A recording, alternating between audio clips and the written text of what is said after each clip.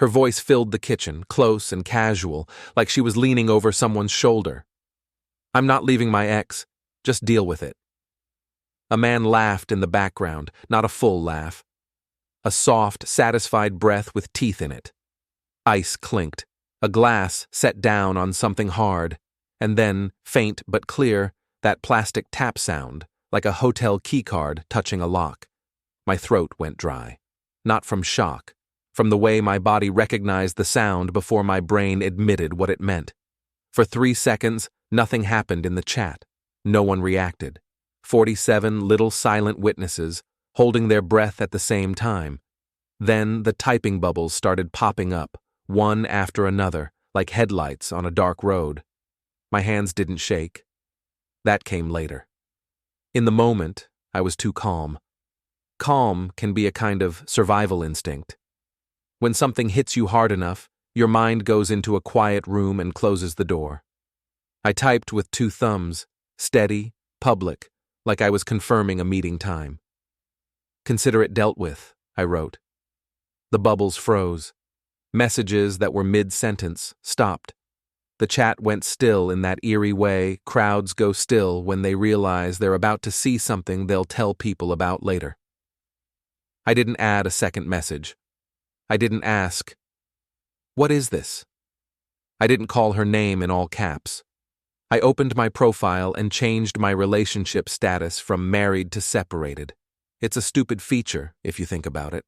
A button that turns 9 years of shared rent receipts and anniversaries into a label. But in a town like ours, close enough to gossip, far enough from consequences, it might as well be a courtroom gavel. The status updated. 47 people saw it. You could almost hear the collective inhale through the screen. And then the voice note vanished. Deleted. Before we dive deeper into this story, I have one small request. Please subscribe, drop a like, comment, and hit that hype button to boost this channel so more people can discover these incredible Reddit stories. Too late. Screenshots are faster than regret. Upstairs, a floorboard creaked. Claire had heard something. Maybe the phone, maybe the silence. She called down, light and fake. "Evan, everything okay?" I looked at the stairs and said nothing. I wasn't ready to put a human voice on what I'd just heard. My phone lit again. Private message. Bree Talbot. Bree was Claire's best friend, the kind of woman who knew everybody's secrets because people told her things just to see her eyes widen. We'd had her over for barbecues. She'd laughed too loud at my jokes and watched Claire too closely. Her text read, "If you're going to do something, do it fast. I saw her last night. I have proof you can actually use." I read it twice. Then I set the phone face down on the counter, like it might burn a hole through the granite. Upstairs, Claire's steps started coming down. Not rushing. Not yet. I finally felt my pulse, not panic, not rage, something colder. I realized, standing there in my own kitchen, that the voice note wasn't the scary part. It was the fact that she'd said it like she expected the world to adjust around it. Just deal with it. Okay. I would. The next morning I went to work like nothing happened, which is to say I went to work like my life was on fire, but the clients still needed their keypads installed. My job isn't glamorous. I install access control, doors that open for the right card, cameras that record the right angles. Businesses pay me to think like the person who wants to get in where they shouldn't. It doesn't make me a spy. It makes me a guy who notices things other people don't, because noticing is literally how I pay my mortgage. I drove the van through winter gray streets with coffee cooling in the cup holder, and Claire's voice replaying in my head like a song you can't turn off. I kept hearing that man's laugh, the little clink of ice, the keycard tap.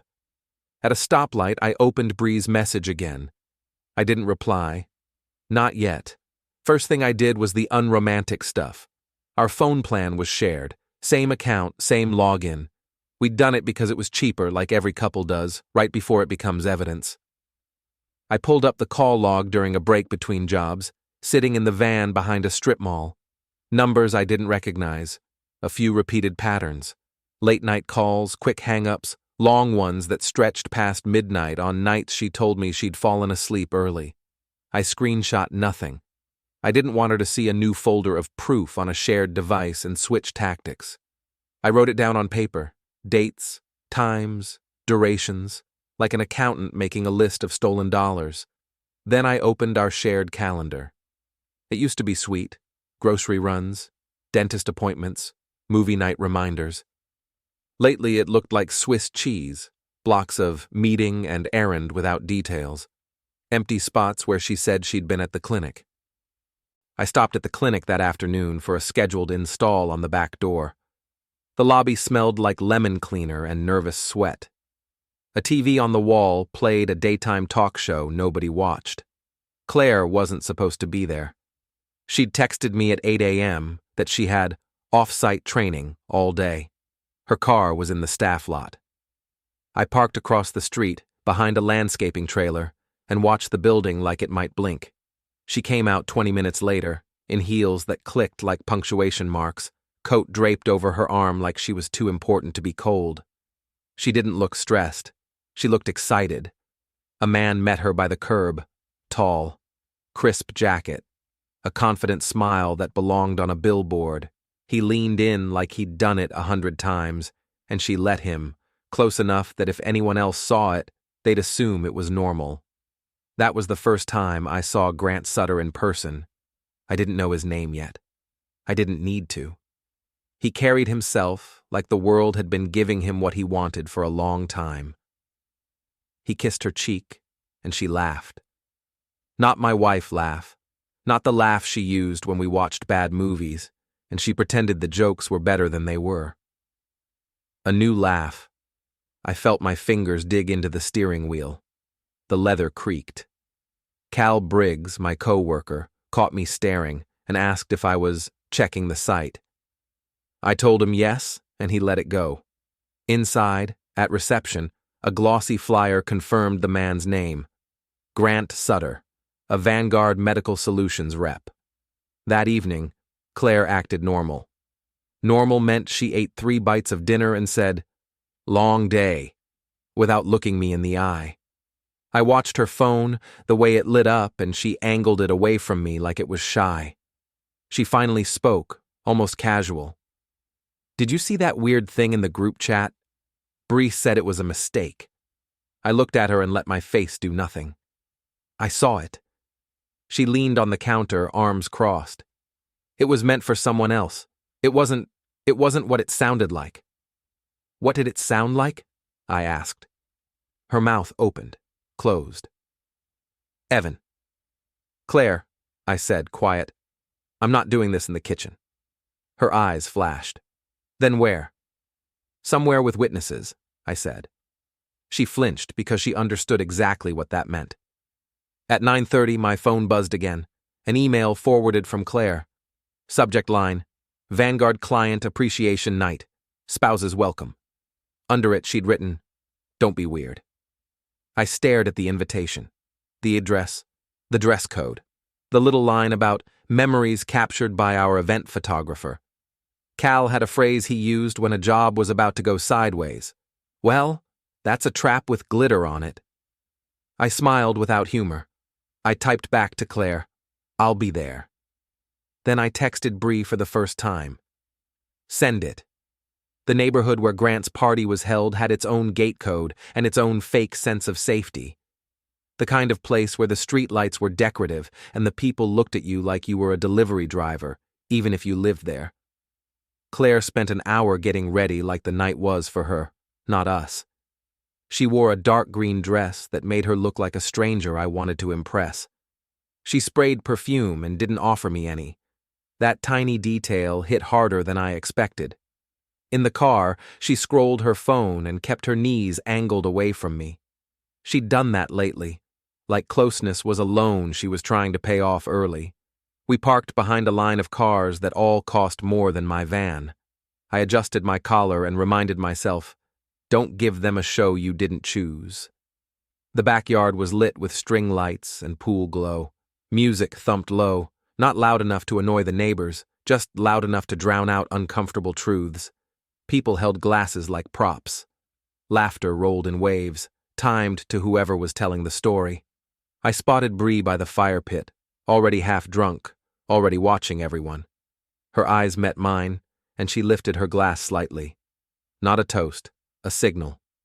Grant was in the center of it all, easy as a man who never had to wonder if he belonged. He greeted people with that salesman grip, firm, warm, practiced. When he saw Claire, his whole face changed in a way that made my stomach turn. Not surprise, ownership. He crossed the patio like he had a right to her and kissed her cheek again. Same move as yesterday, same confidence, this time with an audience. "Claire," he said loud enough for two nearby couples to hear. "You made it." "I said I would," she replied, smiling too wide. Grant's eyes flicked to me. He offered a hand like he was granting me permission to exist. "Evan, right? Thanks for coming." His grip was strong. His smile didn't reach his eyes. "Thanks for inviting us," I said. He leaned in slightly, voice low but not low enough. "I love a man who can take a joke." Claire's fingers tightened around her glass. Bree's eyebrows rose. Two women nearby shifted closer, hungry for the drama they could text about later.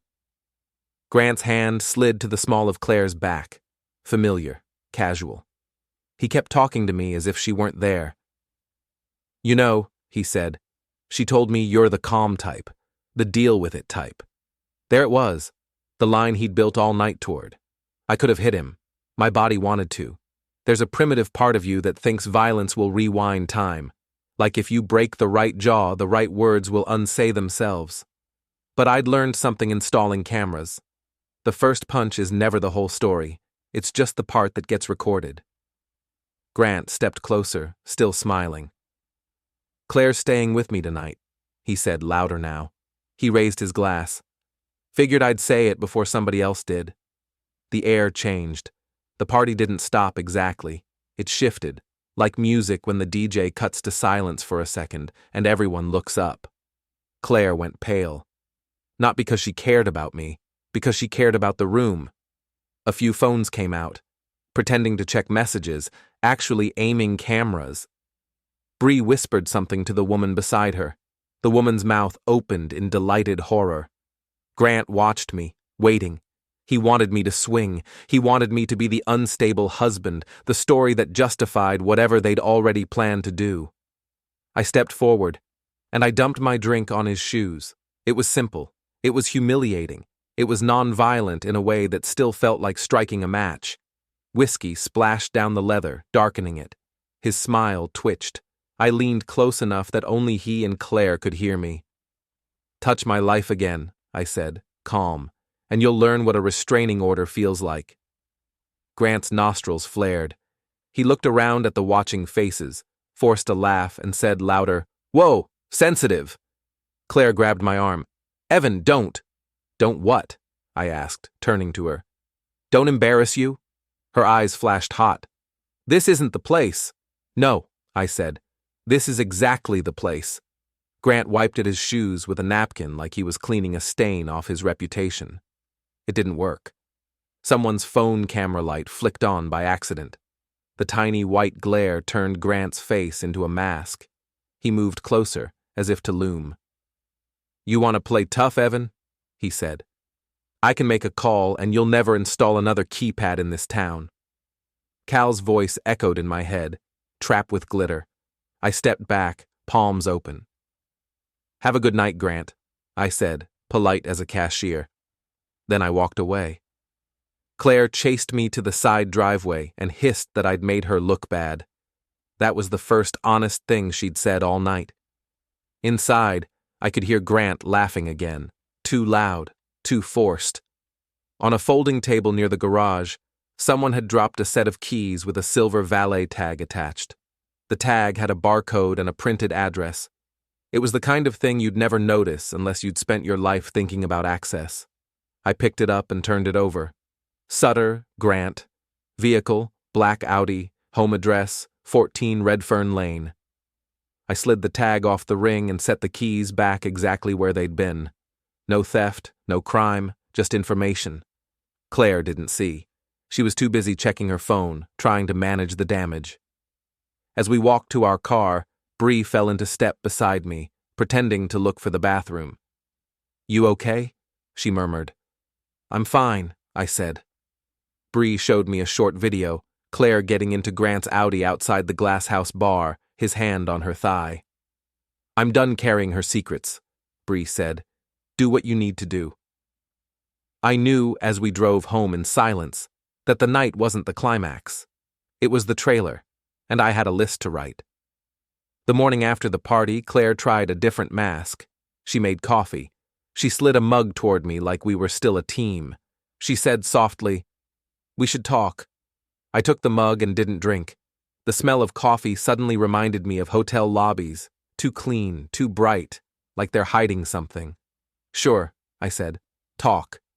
She sat across from me, hands folded, eyes glossy. "Last night got out of hand, Grant. He was drunk. He said something stupid. You embarrassed him." "You embarrassed me," I said. Her jaw tightened. "Evan, don't do that." "Do what?" "Make it sound like I—" She stopped, swallowed. "It's complicated." I stared at her until she looked away. "Here's what's not complicated," I said.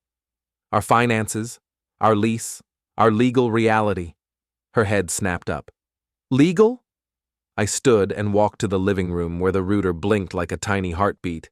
I unplugged it, not to punish her, to stop the immediate flow of texts while I said what I needed to say. Claire rose, alarmed. "What are you doing?" "Buying 10 minutes, I said. I grabbed my jacket and my keys. "I have an appointment." "With who?" "With someone who will keep me from doing something stupid," I said, and left before she could follow. Dana Kirk's office was above a nail salon and across from a dentist. The waiting room smelled like lavender and photocopier toner. Dana herself was mid-40s, hair pulled back tight, eyes sharp enough to cut drywall. She listened while I told her the facts, not my feelings. Facts are easier to hold. When I finished, she tapped her pen against a notepad. "You put anything in writing?" I wrote, "Consider it dealt with," in a group chat, I said. Dana's eyebrow rose. "That's not a threat. That's a sentence that makes people nervous. Different thing." "I dumped a drink on the guy," I admitted. Dana sighed. "Technically battery, if you're in the wrong county and the wrong judge is in a mood. Practically, it's a humiliation move, not a felony." "Claire's telling people I'm unstable," I said. "Grant said he could make calls." Dana leaned forward. "Let them." "Let them ruin my license?" I asked. "No," she said. "Let them commit to their story. People who lie start making consistent mistakes because they have to keep adding patches." I stared at her. "So what do I do?" Dana flipped her notepad around and drew a simple line down the middle. Left side, what you can control. Right side, what you can't. On the left, she wrote, accounts, passwords, documents, boundaries. On the right, Claire's mouth, Grant's ego, other people's opinions.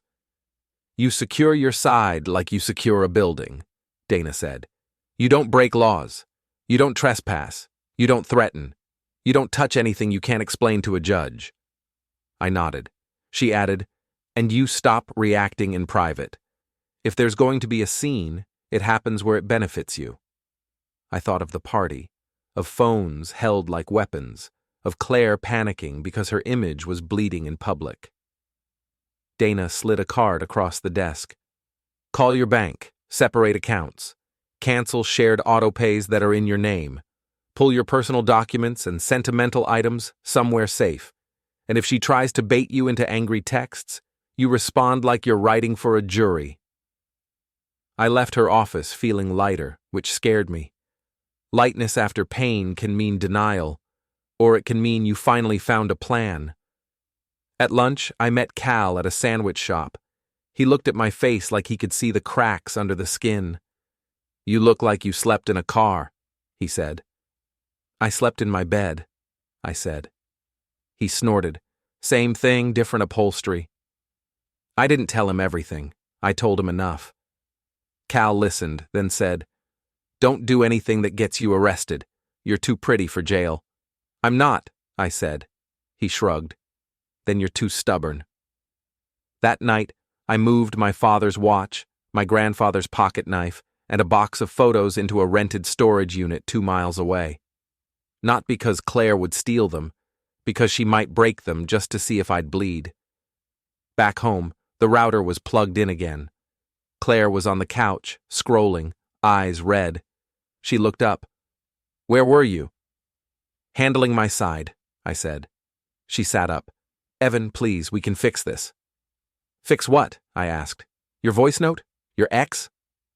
Her face tightened at the word ex. It was a tell. "You're overreacting," she said, voice rising. "It was a mistake." "No," I said. "It was a reveal." Her phone lit. She glanced at it, quick, then set it face down like a guilty kid. I heard a tiny vibration from inside the cushion. Another message. Another thread I wasn't invited to. I walked to the door. "I'm not sleeping here tonight." She stood, panic cracking through. "Where are you going?" "Somewhere with a lock I control," I said. "Evan..." I turned and looked at her. "If you tell anyone I threatened you, I want you to remember something." Her eyes narrowed. "What?" "I didn't," I said. I left her standing there with her hands curled into fists, surrounded by furniture we'd bought together like it was proof of love instead of proof of expense. In the parking lot of a cheap motel, my phone buzzed. Dana. Her text was short. "Grant filed a complaint. Claire's telling people you're unstable." I sat in the car, hands on the wheel, and felt something settle into place inside me, like a gear finally catching. "Good," I typed back. "Now they're committed to the lie." The night I followed my own wife, I didn't feel like a hero. Heroes chase into danger because they think it ends with applause. I did it because I needed to know the shape of the truth, and because the truth was already living in my house. Claire said she was meeting Bree for drinks after work. Bree texted me an hour later. "She isn't with me." I parked 2 blocks from the clinic and waited with the engine off. The air in the car grew stale and cold. My breath fogged the windshield. Every time another vehicle rolled by, I felt my muscles tighten. Claire came out at 7:12 p.m. She didn't go toward the main road. She cut through the side lot like she knew she wasn't supposed to be seen. She drove careful, not speeding, not erratic. A woman who'd done this enough times to feel safe. I stayed 3 car lengths back, then 5. I let cars slide between us like camouflage. The whole thing was slow, methodical, boring, until it wasn't. She turned onto the old service road that ran beside the rail trail, the one locals used to avoid the traffic cameras. Streetlights were sparse, shadows pooled like spilled ink. My hands were steady, but my heartbeat pounded behind my eyes. Claire pulled into the lot of a mid-range hotel off the highway. Not a romance suite, not some cinematic hideout. Just a place with clean sheets, a lobby bar, and a policy of not asking questions as long as the card clears. She parked near the far end, under a burned-out light.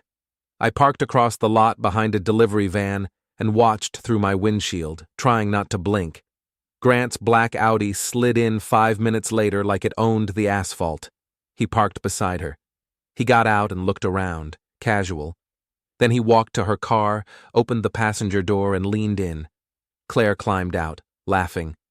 That new laugh again, the one that made me feel like a stranger in my own life. They didn't kiss right away. They talked. He touched her elbow, she touched his wrist. It was intimate in the way people are when they think no one sees them. Small gestures, rehearsed comfort. Then they walked toward the lobby together, shoulder to shoulder. I didn't follow. I didn't need to. I had what I needed. Public behavior in a public place. No hacking, no trespass, no fantasy. I pulled my phone out and took a photo through the windshield. Both cars, both license plates, the hotel sign in the frame. Time-stamped. Automatic location tag off. Then I waited, because the next part mattered. An hour later, Grant came out alone and walked to the trunk of his car. He popped it, rummaged, then tossed something in the back seat. Paper, light, like a receipt. He turned his head suddenly, scanning the lot, eyes narrowing. For a second I thought he'd seen me. I held my breath and didn't move. His gaze slid past my car as if it wasn't there. He got in and drove out, slow, careful, like a man who knew where the cameras were. I waited another 10 minutes, then drove out too, heart hammering, hands sweating now despite my control. The adrenaline came late, like my body had been waiting for permission to panic. At the main intersection I saw headlights behind me. Close, the black Audi. Grant had looped around. He wasn't leaving, he was checking. He pulled into my lane behind me, closing distance. My mouth went dry. The steering wheel felt slippery. I didn't speed. Speed looks guilty. I made a right turn, legal, smooth, onto a busier road. He followed. My mind started listing possibilities the way it does on a job site. Exits, side streets, public places, lights. I cut into a bright gas station lot and sat under the lights until the Audi rolled past and kept going. For a second, we locked eyes in the glare of the lights. Then he drove off, tires crunching gravel. I stood there holding the squeegee, breathing hard, pretending my legs weren't trembling. Nothing like being hunted by a man who buys cologne like it's body armor, I thought, and almost laughed. Almost. I got back in the car and sat with my hands shaking now, the delayed quake of fear.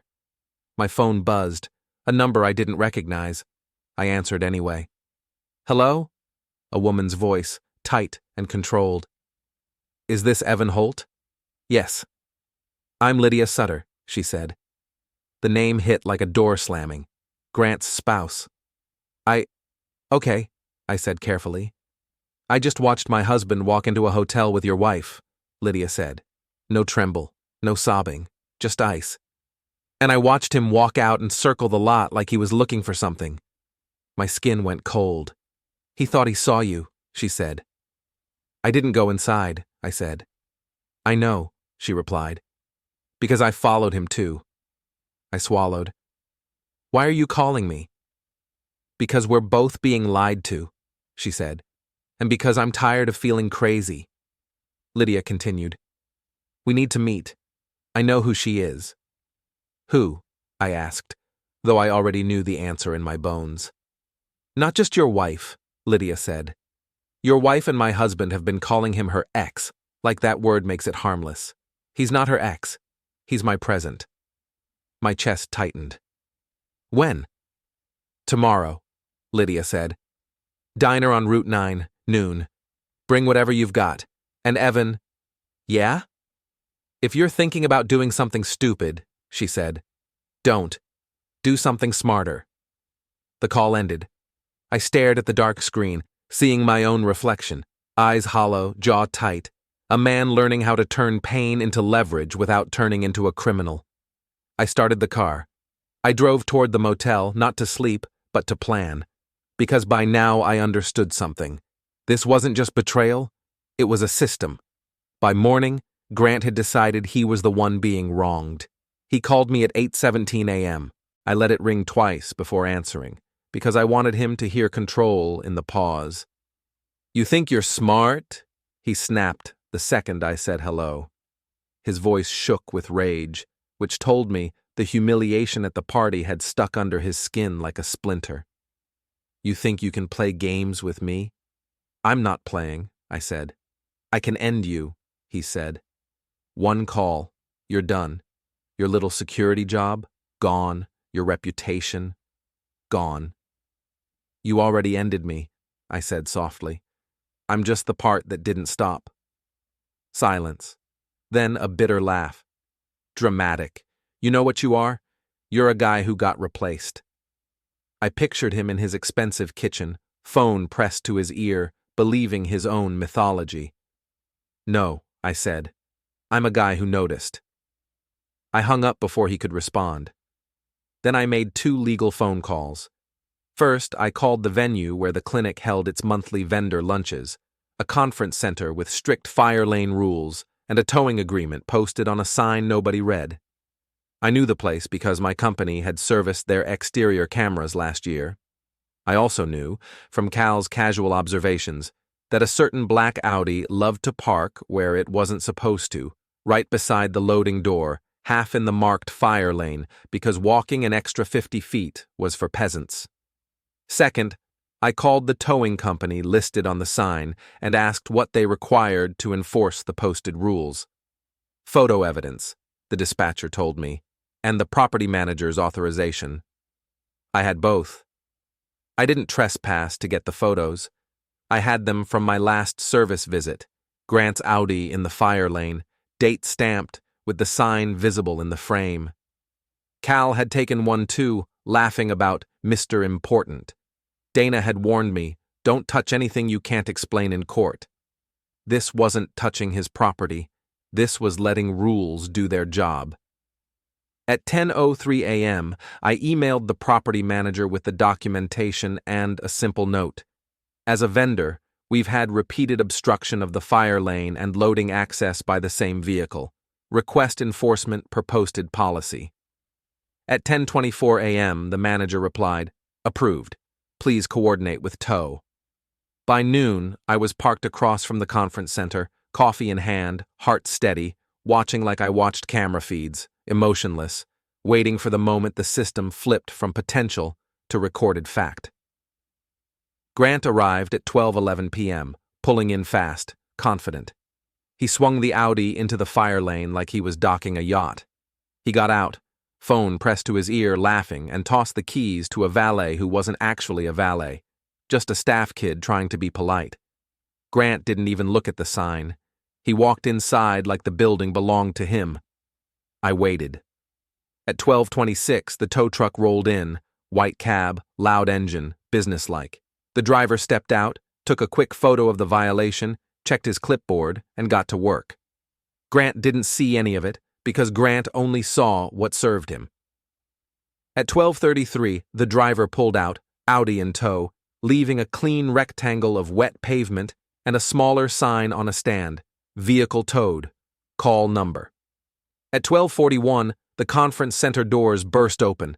Grant stormed out mid-call, face red, eyes scanning the lot with the frantic energy of a man who's never been told no. He stopped where his car had been and stared at the empty space like it was a magic trick. "What the hell?" he barked at the nearest staff member. The staff member pointed at the sign with the same tired gesture people use when they've explained something too many times. Grant's gaze landed on the sign, then on the posted fire lane paint, then, finally, on the big towing policy sign he'd ignored for months. He looked around, searching for someone to blame. His eyes found me across the street. I didn't wave. I didn't smirk. I just held his stare. His mouth opened, closed. He marched toward the curb like he might charge into traffic just to reach me. I stayed where I was. Public sidewalk. Visible. Calm. He stopped at the edge of the road, chest heaving, and shouted, "Did you do this?" A couple of vendors nearby turned to look. Phones came out, not because they cared, because humiliation is contagious entertainment. I raised my coffee slightly like a toast. "You parked in a fire lane," I said. My voice carried just enough. "The sign's been there the whole time." Grant's face twisted. "You think you can hide behind rules?" "I think you've been hiding behind your own for a long time," I said. He stepped off the curb like he was going to cross. A car honked, forcing him back. I didn't move. He glared at me, then spun, jabbing his finger at the staff like they'd personally stolen his identity. He stormed inside to make calls, to throw weight around, to buy his way out of consequence. I watched him go and felt something else settle in. Not triumph, exactly. More like alignment, like the world had finally started to behave logically again. My phone buzzed. "Lydia. Noon, Route 9 diner, still on." I typed back, "On my way." Then another buzz. "Claire. Call me. Now." I didn't call. I knew by her all-caps desperation that Grant had already texted her, that her little bubble of control was popping, and I wasn't going to stop it. Not anymore.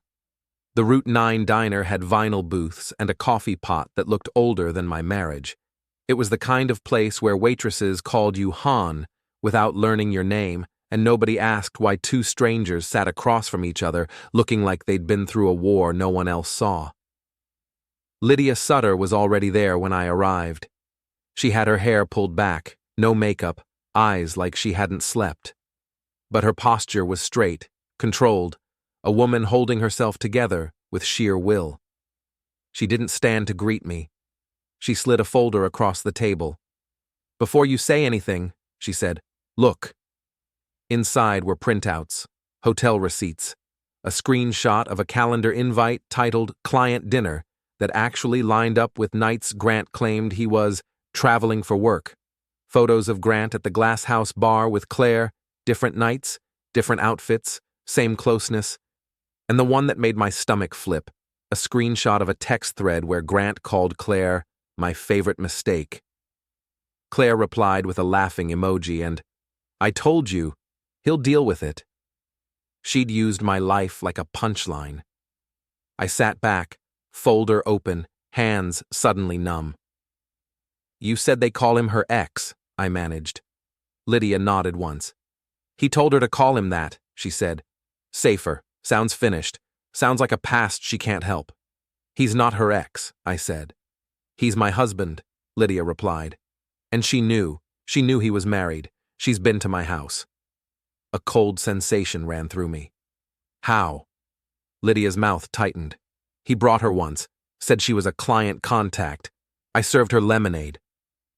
I imagined Claire in Lydia's kitchen, smiling, pretending, the way she smiled at neighbors while hiding knives behind her back. The image made my skin crawl. Lydia leaned forward. "Here's the part you need to understand, Evan. This wasn't just an affair. It was a game. They enjoyed it." I thought of the voice note, the casual cruelty, the man's laugh. I nodded slowly. "So what do you want?" "Truth," Lydia said. "And then, I want him to have to live in the world he made." I took a breath. "Dana Kirk is my attorney." "Good," Lydia said. "Mine too." That made me blink. "You already hired her?" Lydia's lips twitched, almost a smile, bitter. "Grant thinks he's powerful.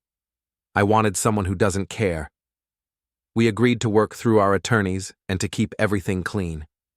An hour later, I was on my way to Dana's office. I drove straight to Dana's office. Dana had us both in her conference room within an hour. She didn't waste time on sympathy. She laid out options like tools on a workbench. "No criminal complaints unless there's actual violence," she said, glancing at me. "No stalking. No threats. No revenge that looks like revenge." "What about public?" I asked. Dana's eyes sharpened. "Public is fine if you keep it clean, but if you do the final move in public, you get one shot. No ranting, no threats, one clean strike. File cited turn 1 file 3L69L72. I nodded. "Where?" Dana tapped her calendar. "The clinic fundraiser gala is tonight. Claire is on the operations committee. Grant is a sponsor rep. Lydia is invited." Lydia's jaw tightened. "He told me it was vendor networking. He said spouses could come if they wanted." Dana looked at me. "You want this over? You end the narrative there." "What do I do?" I asked. Dana slid a document toward me. "You withdraw the sponsorship you paid for. You deliver papers. You say nothing you can't back up." I stared at the document. Our joint donation. My name and Claire's name on the sponsor line. I'd done it because I believed in her work. Because I believed in us. Now that line of text looked like a shackle. I signed the withdrawal form. Dana nodded. "And one more thing," she said. "The group chat." I hesitated. Dana said, "They used public to hurt you. You can use public to protect yourself." I pulled out my phone and opened the HOA PTA chat. 47 names, 47 witnesses, 47 potential storytellers. I didn't type immediately. I let my thumbs hover while I breathed. Then I posted exactly what Dana had written for me in plain, calm language. "I won't argue. I won't beg. I'm done. Anyone spreading lies will hear from my attorney. File site turn 1 file 3L61L65, and I attached the saved voice note file Bree had sent me, timestamp intact, plus a single photo of both cars in the hotel lot, cropped to show only plates and the sign. I hit send. For a heartbeat, nothing happened. Then the typing bubbles exploded like fireworks. I turned my phone face down and didn't read a single reply. Dana watched me like she was measuring whether I'd crack. Good, she said. Now you don't chase the story. You let it chase them. Lydia stood, gathering her folder. I'll be at the gala, she said. Dana looked at her. You keep your words short, she warned. You don't swing the knife, you just let it show. Lydia's eyes were hard. He'll bleed without me touching him. Dana turned to me. Evan. Yeah? Tonight, she said, you show up dressed right, calm. You let them underestimate you. I nodded. Dana added, and when it's done, you walk away. No epilogue, no speeches, just the end. I left her office and sat in my van for a moment with my hands on the wheel, staring at the wipers resting on the glass like closed eyelids. I thought about the voice note again, about Claire telling me to deal with it. I thought about Grant's laugh. I thought about Lydia serving my wife lemonade. Then I started the engine.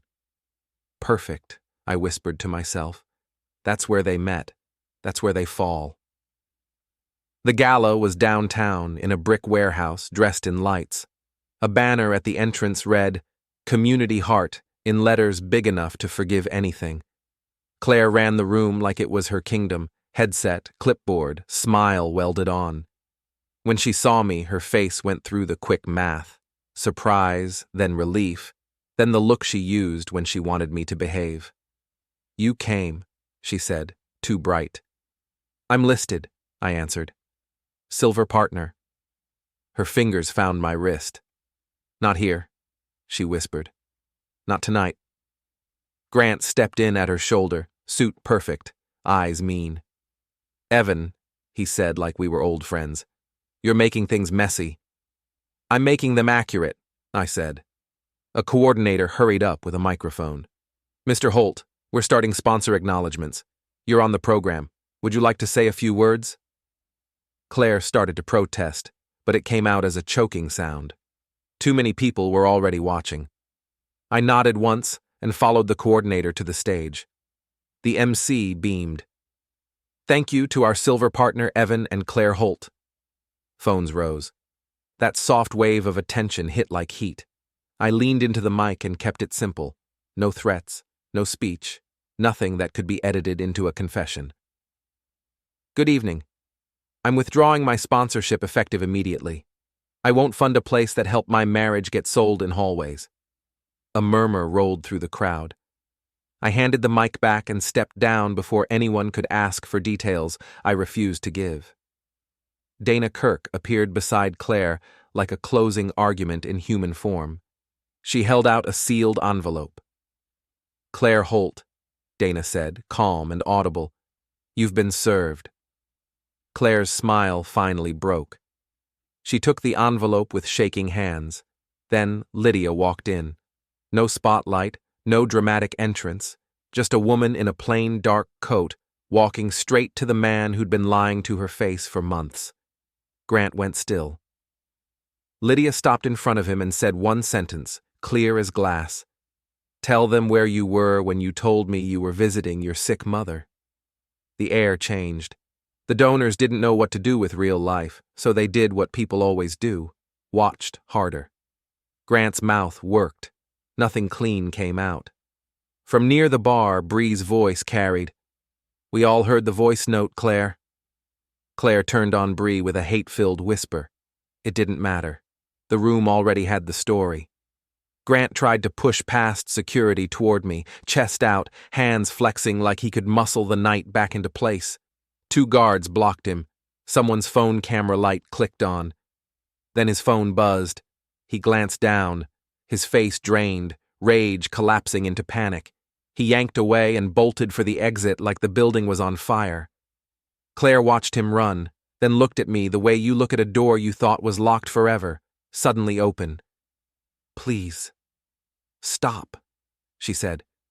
I stepped close, keeping my voice low enough to be private while everything else stayed public. I already did, I told her. I stopped being yours. I walked out into the cold and didn't look back,